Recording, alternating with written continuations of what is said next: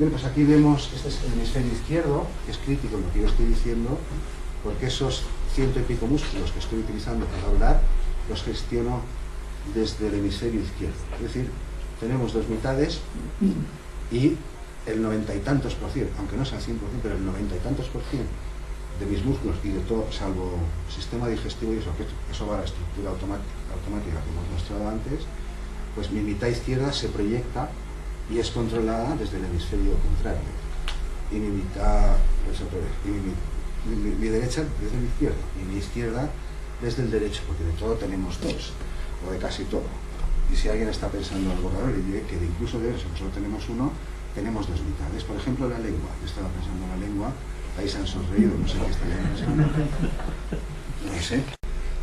Pero solo hay un director de orquesta. Y este director de orquesta, que se llama de Broca, en el lado izquierdo.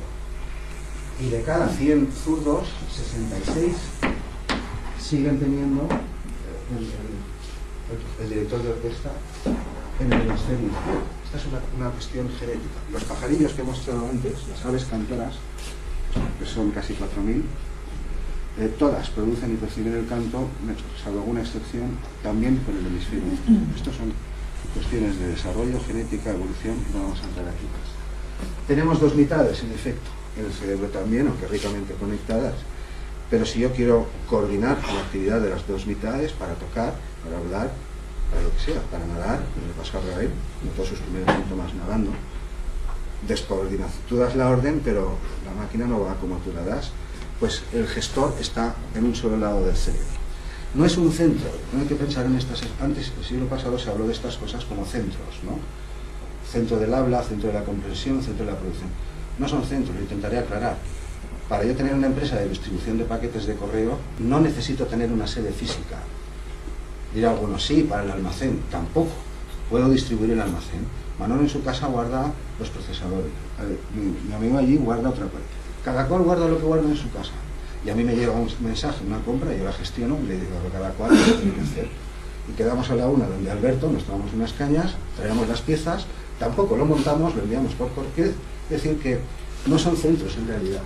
Este es el centro de la área de las micro, el centro de la comprensión, como se hablaba en el siglo pasado, pero no es que, si yo daño ahí, sí que dejo de comprender lo que me dicen, aunque sigo pudiendo hablar. Si yo me daño aquí, dejo de poder hablar, pero sigo comprendiendo lo que me dicen. Pero no son centros, eso es lo que hay que entender. No es una sede física, no ocurre exclusivamente ahí, sino que estas regiones que voy a mostrar están conectadas, pues no con todo el cerebro, pero con buena parte de él. Avanza un poquillo. Ahora hemos llegado a córtex, hemos dejado ya el trayecto del oído interno y ahora vamos a estar unos minutos dentro del córtex.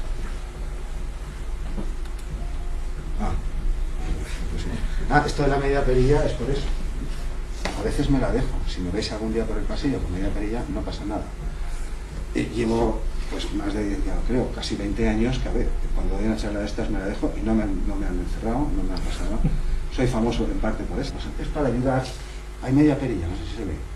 Me la dejo 2 días y en la siguiente clase vengo con la perilla al otro lado. No digo nada, pero la gente coloca las cosas. Tenemos 2 mitades, pero no para hablar ni para hacer música. En realidad, lo que hace el gestor unilateral es el control motor complejo. Me explicaré. Si yo tengo que organizar una serie de movimientos muy complejos, porque me vienen muchos músculos, para bailar, para tocar, para hablar, para escribir, porque si quiero escribir Music Language Thinker, tengo que programar y poner una M y después algo, si no. Si yo quiero tocar el violín y quiero tocar la sonata del diablo o lo que sea, pues tengo que hacer esa serie de pasos, pero cuando tengo que orquestar muchos actos motores del tipo que sea, coreografías, por ejemplo, gimnasia rítmica, cualquier cosa así, me atrevería a decir que hasta un ciclista, cuando calcula cuántas pedaleadas da, porque después viene el puerto, cuando tú tienes que programar un gran concierto de un modo estricto, eso se llama control motor complejo, y eso es lo que gestiona el área que veremos en un momento. Es decir, que no es un área exclusivamente lingüística, sino que lo que gobierna es la orquesta muscular. Bueno, pues ya se sabe, el hombre de la media perilla, y como nadie más se la ha dejado, pues soy el único. No he visto que esto haya proliferado. Sí, algunos de estos a veces, ahora modernos con las... Alguno, pero no, la cosa no ha trascendido mucho. Dejamos ya, estamos en córtex, voy a hablar de las áreas lingüísticas, pero ha de entenderse literalmente que es como si estuviera hablando también de las áreas musicales, porque lo que yo hago a la hora de tocar una suite de Bach es lo mismo, orquestar centenares y centenares de movimientos programados para dar si bemol aquí y la bemol en el otro lado. Por eso dice de las lingüísticas, pero entiéndase, música y lenguaje comparten muchos mecanismos cerebrales, no todos, algunos son exclusivamente musicales, otros son exclusivamente lingüísticos, pero ya lo aclaraba al principio. Mi habla es una mezcla de las dos cosas, de tonos musicales y de deformación. Vamos a ver qué hay alrededor de Wernicke, del área auditiva. Esto es lo que decía antes. Aquí es donde llegan las fibras del nervio auditivo, el octavo paracraneal, de los dos, una a cada lado, y alrededor hay al menos 12 áreas especializadas, esto ya son neuronas. La materia gris, lo que decía antes, en tratar diferentes componentes del estímulo. Unos pelan el pollo, los otros le queman las plumas, otros lo deshuesan, otro sacan la molla para hacer las croquetas, y al final tenemos el pollo completo, pero ya cocinado.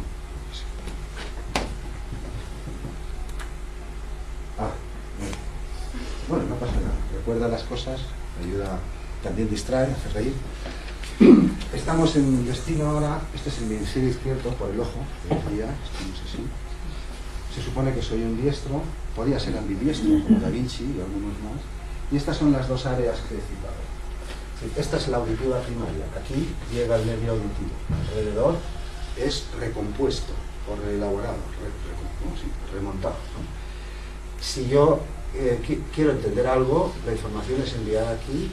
Esta es el área de Wernicke, así se escribe, es un alemán de los tiempos de Cajal también, mientras que esta es el área de Broca, ahora lo veremos mejor expresado. Aquí tenemos a Wernicke, aquí tenemos a Broca, y este es siempre el orden.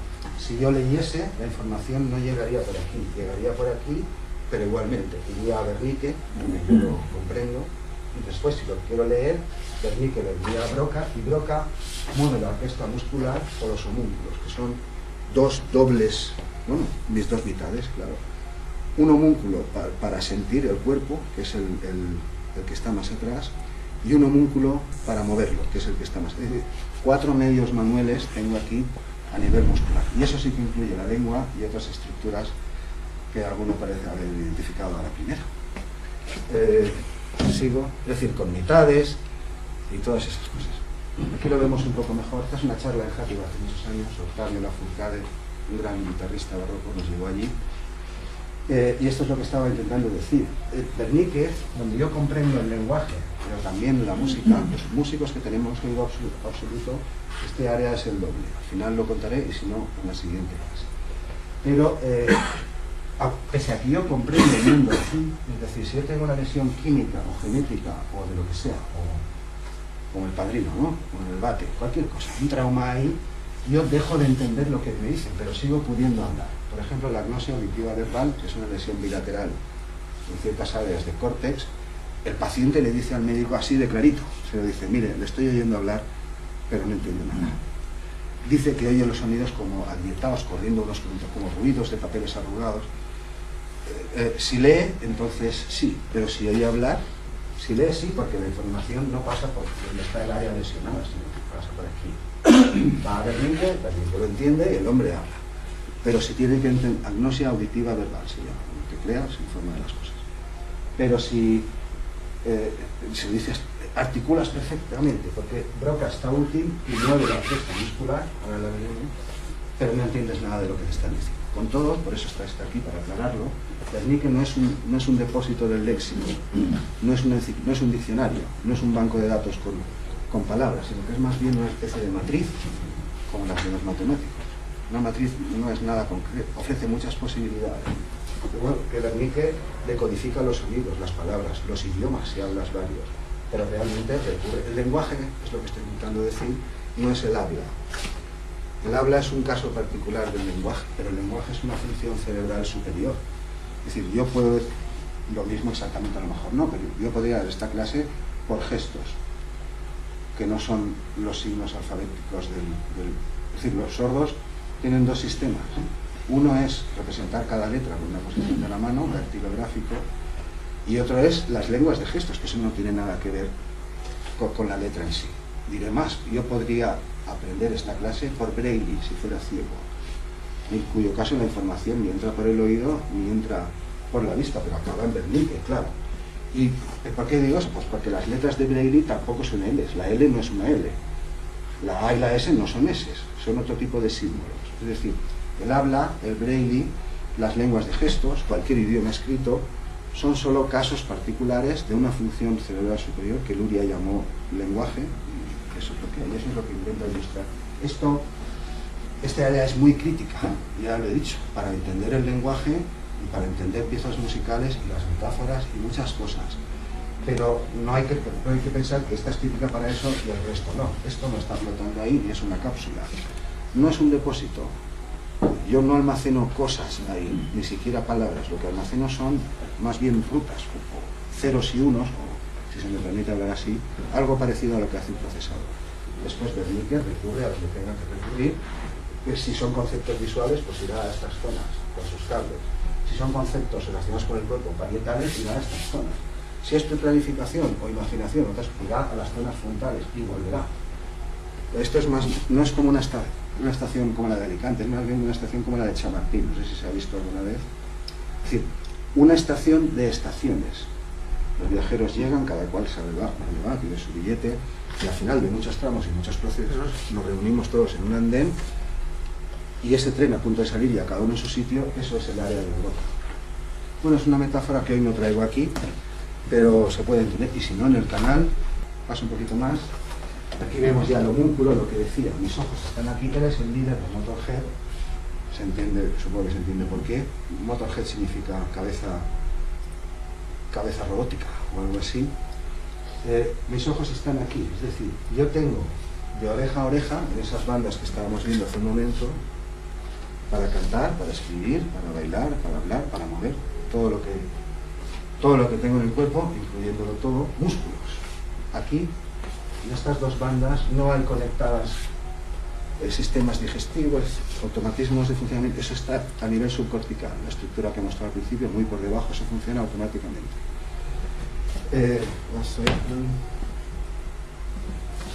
Sí, mis ojos están aquí y yo tengo de oreja a oreja, como se ve aquí, dos bandas musculares donde están representados todos los músculos de mi cuerpo, salvo el diafragma y el corazón, que también es un músculo, pese a que algunos dicen que las emociones están en el corazón. Esto es literatura medieval. El corazón es una monda de patata, un músculo en forma de monda de patata de 1 metro, es una bomba que dura 80 años funcionando fantásticamente y lo único que hace es bombear, eso tampoco es músculo. El estómago también tiene paredes musculares, pero todo eso no está conectado. Esto es el control motor voluntario. Decían antes sistema extrapiramidal, ya no se dice así. Es decir, yo ahora evidentemente estoy haciendo actividades muy complejas, más incluso que las del bailarín, porque supongo que se ha entendido la diferencia. No es lo mismo tocar el piano. ¿Por qué es el piano primera vista la segunda? Hombre, porque si yo ya me he preparado la pieza y toco, buena parte son automatismos. Mientras que si yo estoy tocando el piano a primera vista, tengo que recurrir a los músculos como yo estoy haciendo. Yo he dado clases parecidas como esta, pero esta exactamente así, nunca jamás. Eso es lo que estoy intentando decir. La actividad más compleja en términos de complejidad muscular es hablar, y eso es lo que orquesta el área de Broca, que está normalmente en el hemisferio izquierdo. El director, aquí lo vemos, que tenemos dos. La más frontal es la motora, ahí hay una conexión para cada músculo de mi dedo, para cada músculo de mi brazo, y yo la activo, es decir, la contraigo o la relajo. Y después, en paralelo, aunque no exactamente par y paso, es decir, estrictamente no, pues tengo otra para sentir la información de mis músculos, los motores y los que no son motores, bueno, que también son motores. ¿Se ve esto? ¿Se entiende? Aquí se ve una sección para ilustrar que hay dos, en efecto. Es decir, no tenemos un solo homúnculo, tenemos dos medios homúnculos. La mitad de mi cuerpo, es decir, la mitad contraria de mi cuerpo para moverlo, la mitad contraria de mi cuerpo para moverlo y detrás para sentirlo. Avanzo un poco más. Aquí vemos lo que estaba diciendo. Hay problemas planteados en relación con el control motor del habla, no del canto. También, pero cantar no es exactamente lo mismo, por la misma razón. Yo preparo el aria, como cualquier músico. La ensayo 100 veces y eso se convierte en un automatismo. Los pianistas muchas veces, eso ellos me desmentirán, leen grupos, arpegios, es una lectura musical más visual. Claro, no van leyendo nota a nota, sino que ven un grupo de arpegios, mi, sol, do, mi, sol, do, mi, do, mi, sol, do, mi, sol, do, mi, do, re, la, re, fa, la, re, fa, do, re. Tú ya sabes la estructura y tú no vas leyendo todas las notas. Además tienes un oficio, una profesión, esto es literalmente así. Sin embargo, en el caso del habla, la cuestión es muy compleja. Estos problemas los planteó Lenneberg en los años 70 y siguen sin solución. Yo solo voy a citar uno, el del nervio recurrente. Este es el que inerva las cuerdas vocales. Es decir, yo estoy hablando en tiempo real y soltando mucha información, que todos comprendéis con Wernicke y con toda la maquinaria. Pero realmente estoy imbricando la señal vocal, claro, porque está en castellano, que yo ya lo sé, en un código, pero estoy imbricando señales tonales, musicales, que también dan información, con deformaciones que son las consonantes. Y todo eso da un sentido semántico que no es absoluto. Manzana se dice manzana, pero se dice poma, pero se dice apple, y en chino Dios sabe cómo se dirá. Así que esa no es la cuestión. Sí, ya sé que lo podemos preguntar. Es decir, todo esto está conectado no a nivel central, que también, sino gestionado desde córtex. Y estos son los tres músculos que inervan la lengua, los músculos de mi cara, es decir, buena parte de ese centenar pico que he citado. Pero hay un nervio que se llama nervio recurrente, en dos nervios, uno para cada mitad de la laringe, que este problema fue planteado, insisto, hace medio siglo y sigue sin resolver, y otros dos veces que no citaré. Estos son las vocales, los cuerpos vocales, no hace falta que insista. Es decir, conocemos, porque esto se sabe y hoy en día también, conocemos la velocidad de propagación eléctrica, ahí interviene la transducción, procesos neuroquímicos que no entendemos, pero conocemos la velocidad a la que los impulsos eléctricos viajan por las neuronas, por los nervios, es el mismo, nervio neurona. Conocemos la sección del recurrente, conocemos su longitud.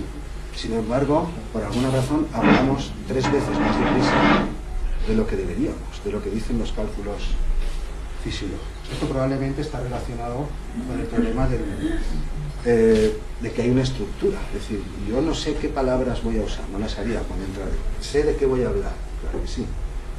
Sé cómo se organizan estas, pero no entro aquí con una especie de partitura de palabras que después reproduzco.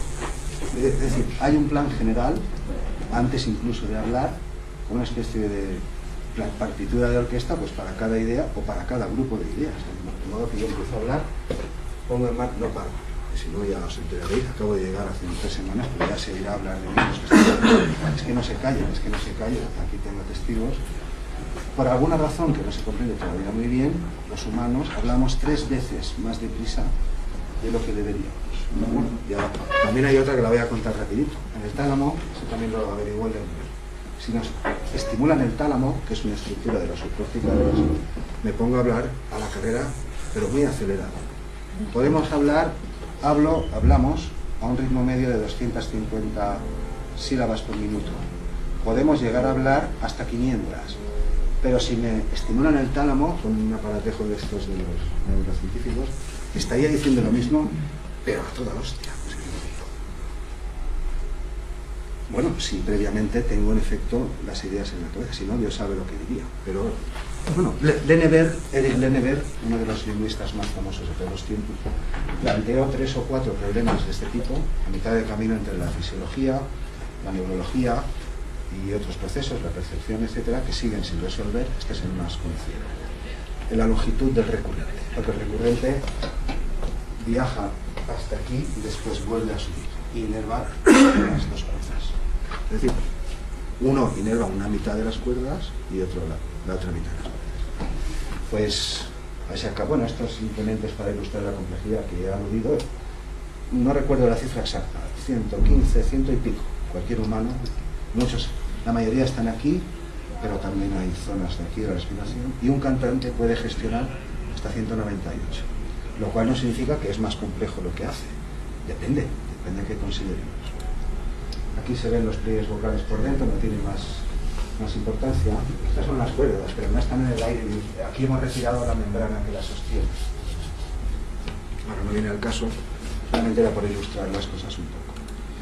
Y aquí vemos lo que decía antes. Igualdad, que hable, que toque, que esté haciendo una coreografía de ballet. Yo tengo que dar en el homúnculo las instrucciones precisas para que sea un vals o sea un chotis, porque si no... Este es otro retrato, el tercero que he enseñado. Aquí estoy un poco más intempestivo. Y esta es la charla de Játiva, como se ve. No es que esté aquí en el centro, las órdenes se dan, como ya indicaba, a nivel cortical, las órdenes de salida. Pero es una forma de ilustrar. Y esto es un acto de habla sin más. Bueno, de canto.